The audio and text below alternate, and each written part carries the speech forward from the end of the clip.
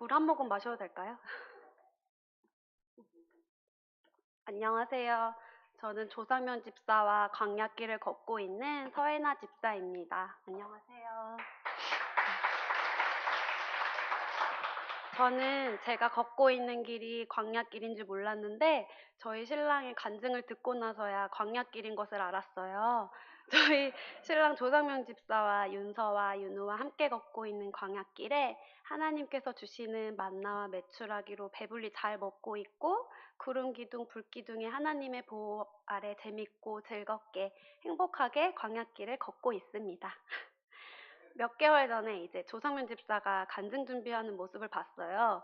너무 굉장히 여유롭게 준비를 하고 있는 거예요. 그래서 제가 "손수건을 준비해 줄까요?" 라고 조심스럽게 물은 적이 있는데요. 그때 저희 신랑이 "내 간증은 굉장히 심플해. 나 안 올 건데." 이렇게 말을 하는 거예요. 그래서 근데 막상 이 자리에 서서 막 간증하면서 눈물 흘리는 모습 보니까 '그때 손수건을 준비해 줬었어야 했는데.'라는 생각이 들었어요. 자기는 안 울겠다고 자신하면서 간증하는 사람도 우는데 저는 저희 신랑처럼 안 울 자신이 없어요. 그래서 손수건을 미리 준비를 해 뒀고요. 이 시간 저의 간증 목표는 적당히 울자입니다. 아이고, 제가 간증을 앞두고 너무 걱정하니까 저희 신랑이 너무 눈물이 나면 원고를 작성한 다음에 텍스트 읽어주기 기능을 써서 간증을 하래요.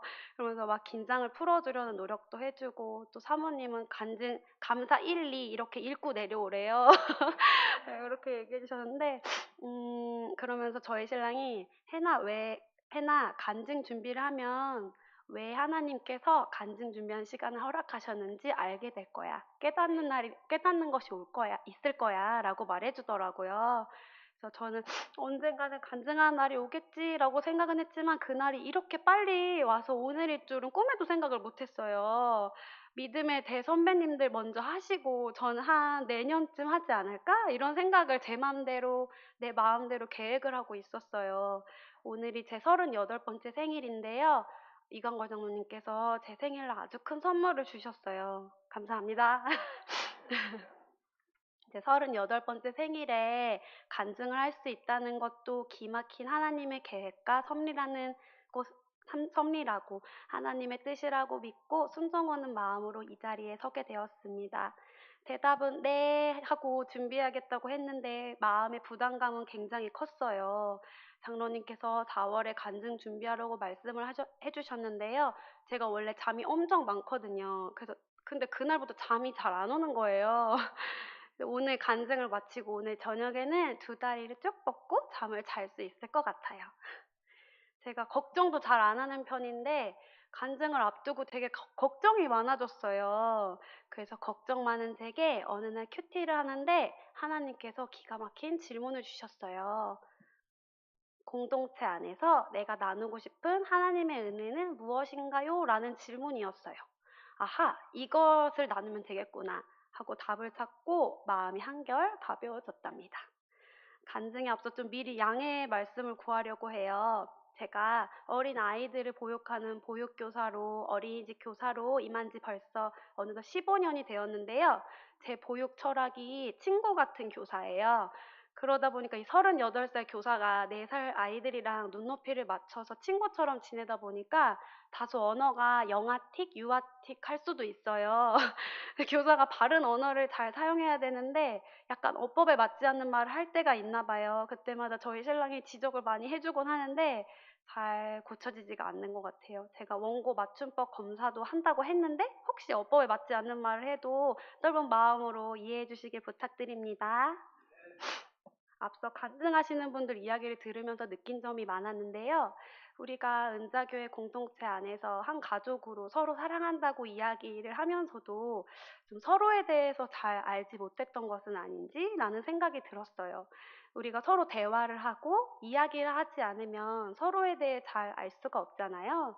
저는 개인적으로 오후 예배 간증 시간을 통해서 성도님들 한 분 한 분 더 많이 알아갈 수 있고 더 가까워지는 마음이 들어서 너무 좋아요. 한 영혼 한 영혼이 어떻게 살아왔고 어떻게 하나님을 만났는지, 하나님과 더 가까워지기 위해 어떤 노력들을 하고 계시는지 알 수 있는 시간들이었어요. 그래서 저도 이 시간 제 이야기를 들려드리려고 해요. 너무 긴장되고 부담되고 떨리지만 동화 한 편 들려드린다고 생각하면서 제 이야기를 들려드릴게요. 성도님들께서도 동화 한 편 또는 드라마 한 편 보신다고 생각하시면서 들어주시면 좋을 것 같아요. 말씀 한 구절 읽겠습니다. 빌립보서 2장 13절 말씀인데요. 함께 읽을게요. 너희 안에서 행하시는 이는 하나님이시니 자기의 기쁘신 뜻을 위하여 너희로 소원을 두고 행하게 하시나니. 빌립보서 2장 13절 말씀. 아멘. 간증을 준비하며 기도하며 제게 주신 하나님의 말씀이에요. 이 시간 제 삶 속에 함께 하신 하나님께서 주신 수많은 선물들을, 은혜들을 함께 나누겠습니다. 저 38년 전 오늘 전 부모님의 기도와 사랑 가운데 건강하게 태어났어요. 제가 막 태어났을 때는 저런 모습이었는데요. 이제 먹기 시작하면서부터 네, 우량아가 돼요. 팔과 다리가 비엔나 소세지처럼 접히고, 윤서가 어릴 때 미쉐린 타이어라고 많이 얘기를 들었는데, 저도 제가 어렸을 때 제가 원래 또 이렇게 막 PPT를 이렇게 시키지 않으면 준비를 안 하는데 되게 자발적으로 되게 준비를 하게 되더라고요. 네, 이것도 감사하네요. 저희 어 저희 아빠는 학창 시절부터 신앙생활을 했다고 들었고요. 엄마는 이제 아빠랑 교제하면서부터 신앙생활을 시작했다고 해요. 저는 서대문구에 있는 홍성교회에서 어린 시절을 보냈어요. 그리고 사진 속에 보시면 제 말씀 암송 대회를 하고 있는 나리의 모습이에요. 옆에 있는 친구들은 제 동생들 아니고 제 친구들이에요. 윤우가 또래보다 키가 크다고 말씀하시잖아요. 저 지금은 큰 키는 아닌데 어릴 때는 친구들보다 키가 컸었어요. 어릴 때 기억 속의 아빠는 교회에서 봉사하는 것이 많았어요. 그래서 주일마다 아빠 따라서 교회에서 하루 종일 살았던 기억이 있어요.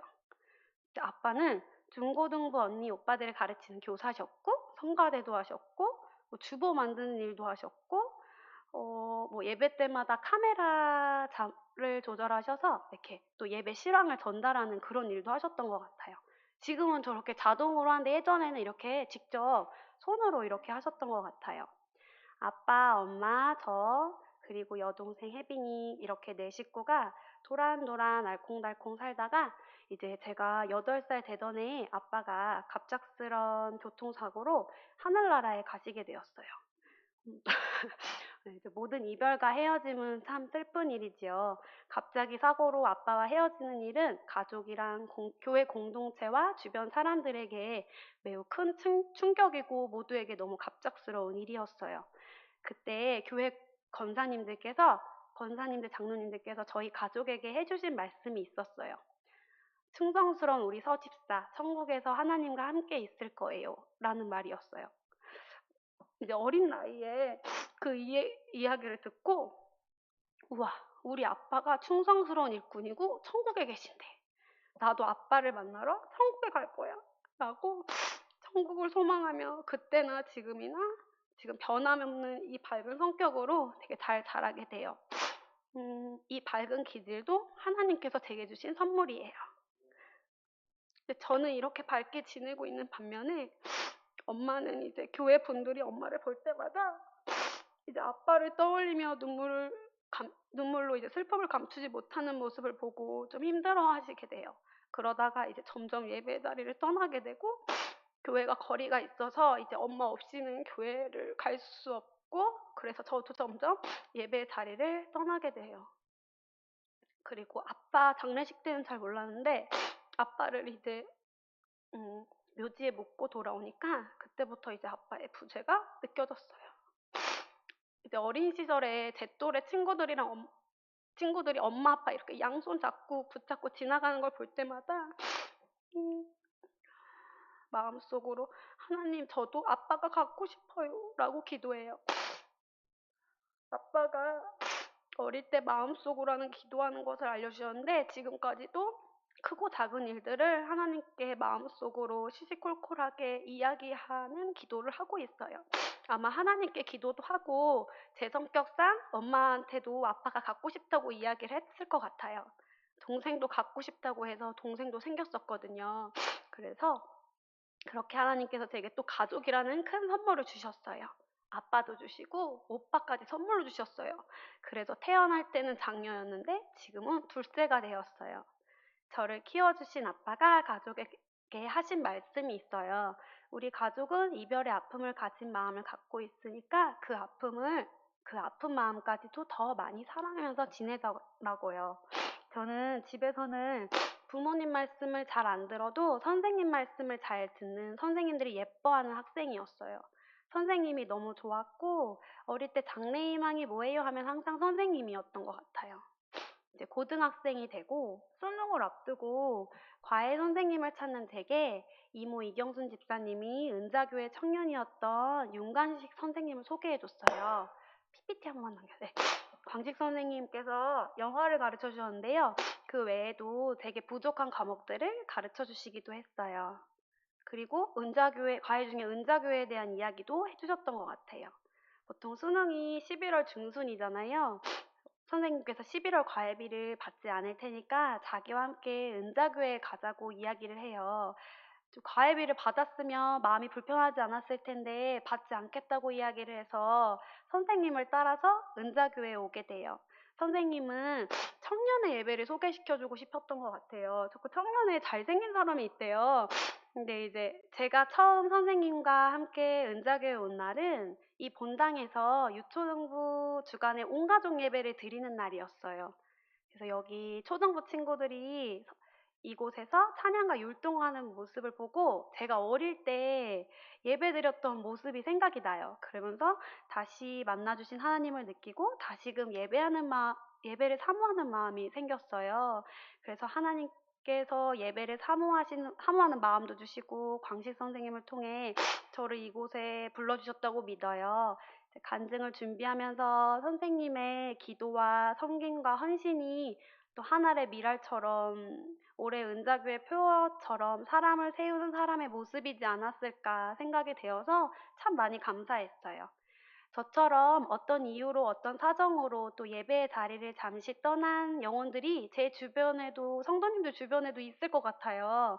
광식 선생님이 저를 다시 예배의 자리로 나올 수 있게 도와주셨던 것처럼 하나님께서 생각나게 해주시는 영혼들에게 예배의 자리로 나올 수 있게 도와줄 수 있는 저와 성도님들이 되었으면 좋겠어요. 광식 선생님뿐만 아니라 청년 예배를 드리면서 청년부 안에서 따뜻한 목사님, 간사님, 언니, 오빠들과 함께 교제하면서 공동체 안에서 예배를 드리게 돼요. 또 부족한 저를 유초동부 교사로 섬길 수 있는 기회도 주셨어요. 제가 예배의 자리를 떠난 이후로 말씀을 듣지 못했겠죠. 유초동부 때 들었던 말씀이 전부였는데 하나님의 은혜로 또 20살부터 유초동부 친구들과 함께 즐겁게 예배하고 말씀 들으면서 유초동부 친구들과 함께 성장하고 섬길 수 있는 그런 뜻깊은 시간들을 보내게 됩니다. 되게 성경 말씀이 되게 어렵게만 느껴졌던 저에게 유초동부 친구들과 말씀 듣고 예배하는 시간이 정말 귀했던 것 같아요. 수준이 아주 잘 맞았거든요. 그리고 중고등부 시절이 없다 보니까 20살 부활절에 이제 은자교회 와서 입교를 하게 된 것 같아요. 그때 과외 선생님이 엄청 기뻐하셨던 기억도 나요. 저의 제자들이 어느덧 자라서 이제 저희 아이들 윤서윤우의 선생님이 되어주시고 저희 아이들과 또 즐겁게 예배드리면서 말씀으로 양육해주고 계세요. 이 또한 너무 감사한 일인데요. 윤서윤우도 은자교회 공동체 믿음 안에서 잘 자라서 제 제자들의 아이들을 더 섬길 수 있는 그런 교사가 되었으면 좋겠습니다. 그리고 그리고 이제 광식 선생님께서 이제 수능 시험 이후에도 저를 대학에 보내기 위해서 원서 쓴 일도 또 도와주셨어요. 너무 안전하게 대학 원서를 잘 쓰면서 이제 가나다군이 다 붙고 혹시 몰라서 썼던 전문대도 다 붙어요. 제가 드디어 골라 먹는 재미가 있는 아이스크림처럼 골라서 대학을 갈 수 있는 날이 오게 됐어요. 네, 저를 낳아주신 아빠가 신학을 공부하고 싶으셨었나 봐요. 신학대학교에 가고 싶었던 꿈이 있었던 말을 엄마한테 전해 듣고 그곳이 어떤 곳인지 궁금하기도 하고 어릴 때부터 꿈이었던 선생님이 되기 위해서 이제 보육학과를 선택해서 4년 동안 하나님 사랑 안에서 아이들을 보육하는 방법에 대해 공부를 해요.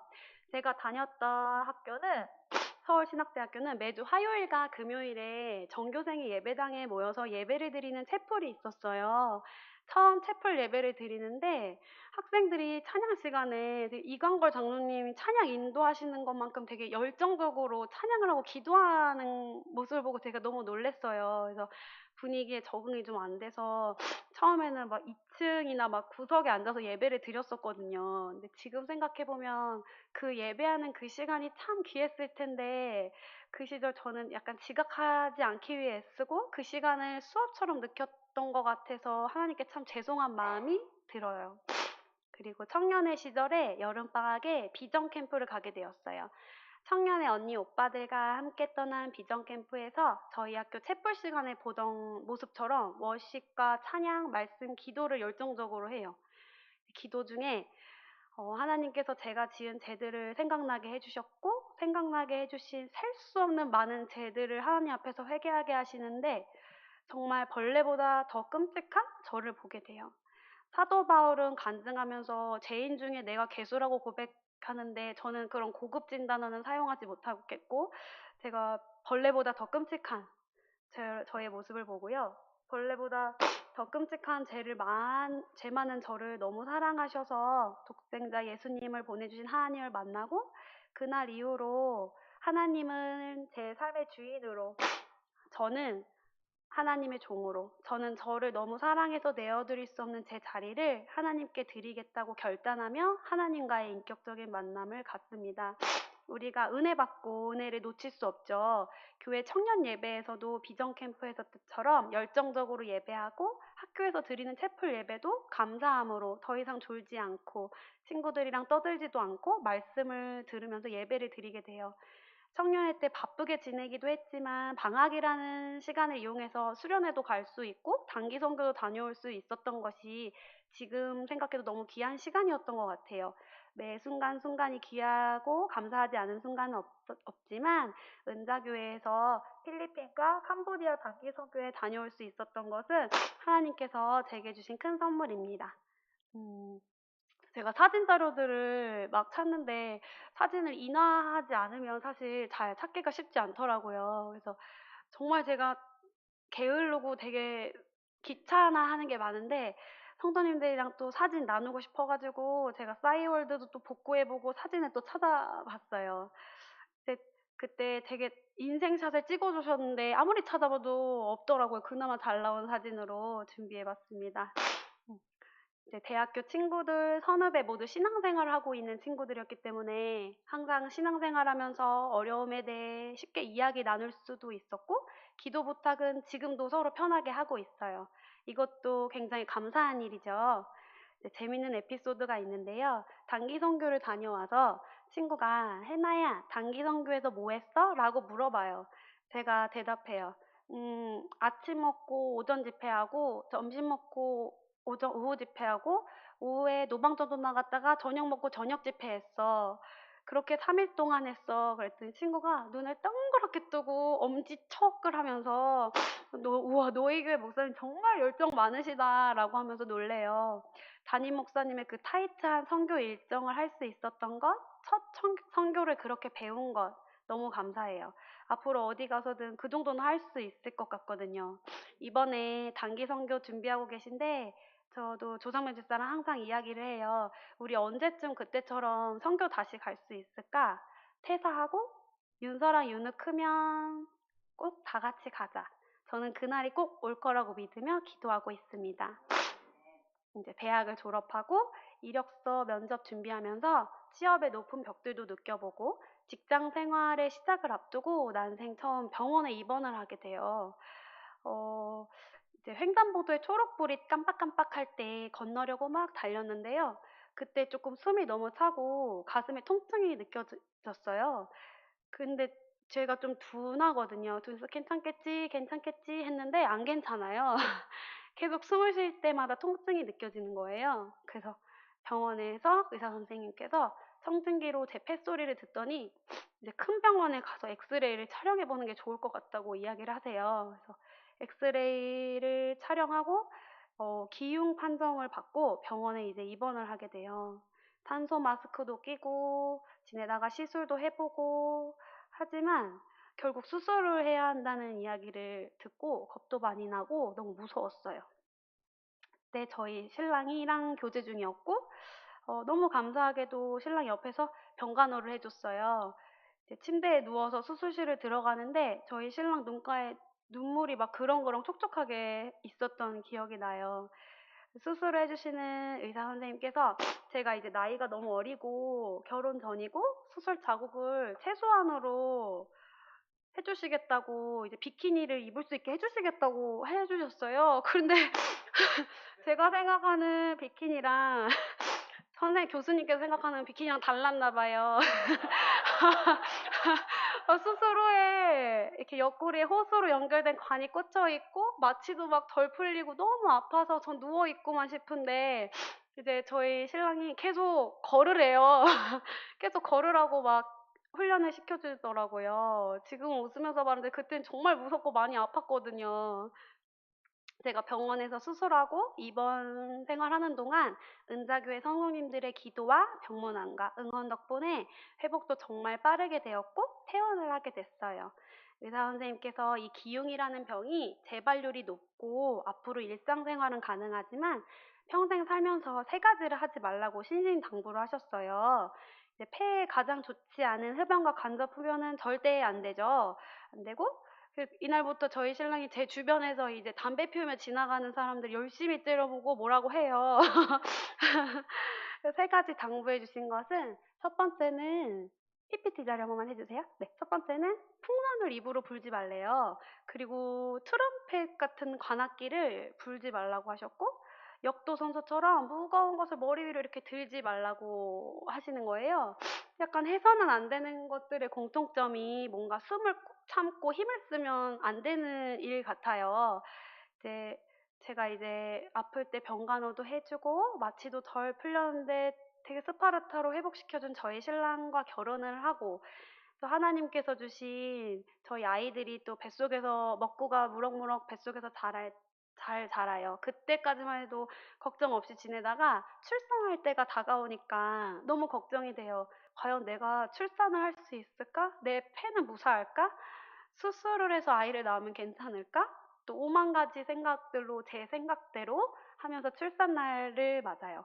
하나님의 은혜로 폐도 온전히 아이 둘을 자연분만으로 출산을 하고 건강한 두 아이도 하나님께 선물로 받았네요. 아이들 출산뿐만 아니라 제가 아팠던 폐로 호흡하며 하나님께 찬양할 수 있는 것 또한 하나님의 은혜입니다. 찬양 좋아하는 신랑을 만나서 함께 찬양하면서 지내고 있는데요. 제가 찬양단이 아니었으면 몰랐을 뻔한 일이 있어서 말씀드려요. 우리가 나란히 앉아서 찬양할 때는 잘 몰랐는데요. 마주보는 자리에서 찬양을 하니까 알게 됐어요. 저는 찬양하는 입이 그 입술이 너무 그렇게 세상에서 아름답고 예쁜지 몰랐어요. 제가 성도님들 찬양하는 그 입 보면서 너무 예뻐서 더 많이 주일마다 많은 은혜를 받고 있고요. 성도님들 찬양하는 입술 너무 예쁘다고 칭찬드리고 싶어요.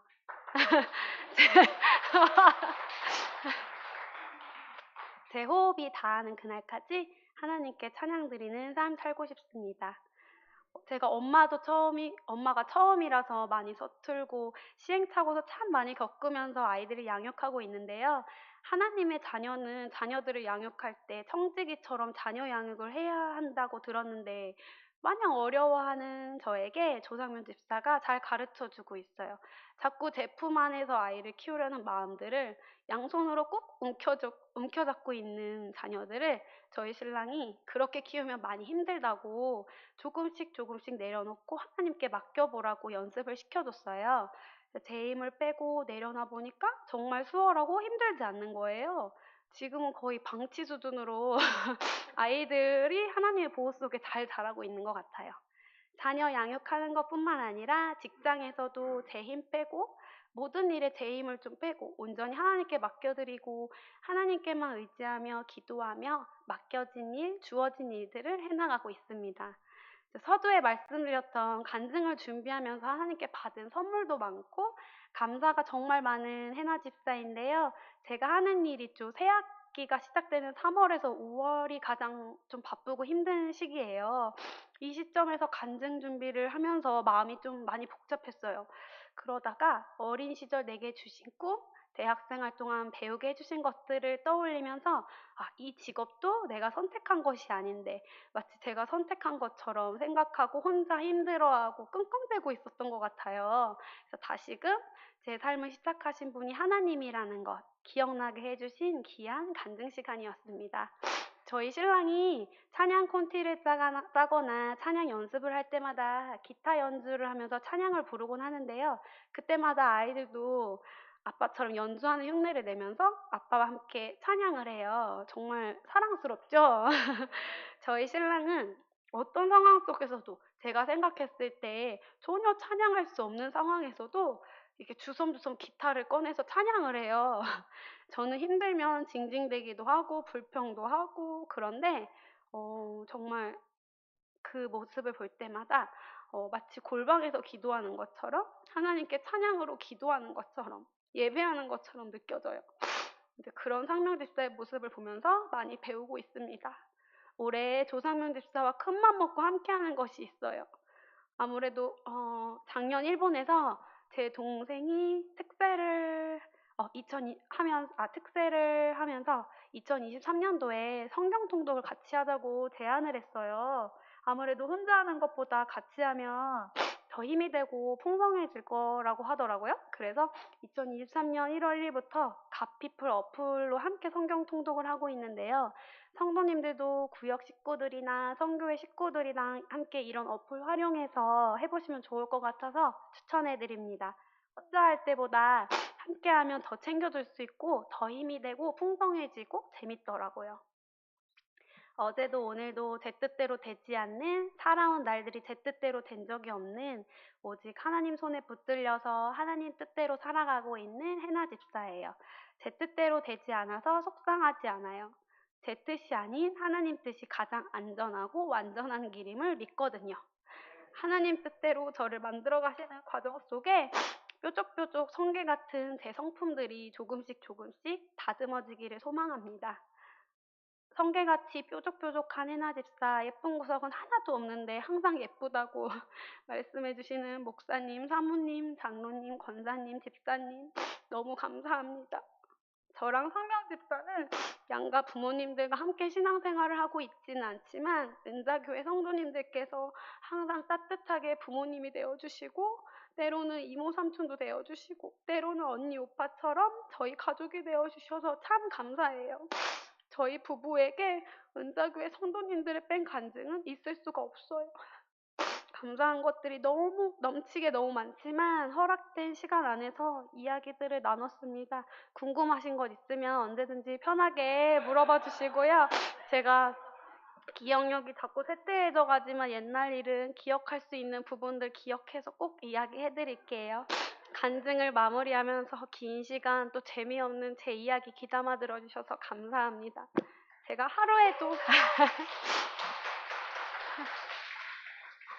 하루에도 몇 번은 사랑한다는 말을 듣는데 저는 요즘 이 표현을 잘 안 하는 것 같아요. 그래서 이 자리를 빌려서 용기 내서 표현해 보려고 합니다.